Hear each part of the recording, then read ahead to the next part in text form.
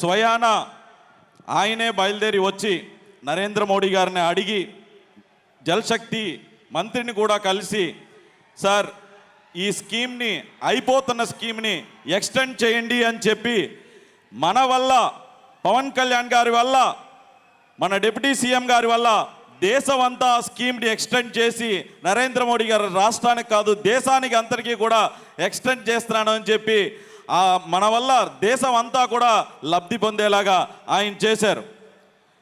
నేను కూడా మీకులాగే మన సార్ స్పీచ్ కోసమే వెయిట్ చేస్తున్నాను.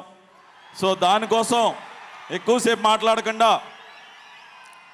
ఇప్పటం స్టేజ్ మీద మన అధినేతను చూశాను.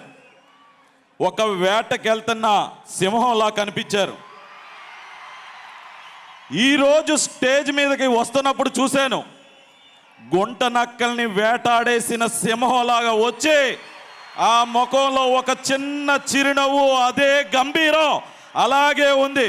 మీరు ఒక్కసారి క్లోజప్లో కనుక చూస్తే అది క్లియర్ కట్గా ఒక సింహం గుంట నక్కల్ని వేటాడేసి వచ్చిన, రాష్ట్రాన్ని ఇబ్బంది పెడుతున్న గుంట నక్కల్ని వేటాడేసి వచ్చిన ఒక సింహంలాగా ఉంటారు.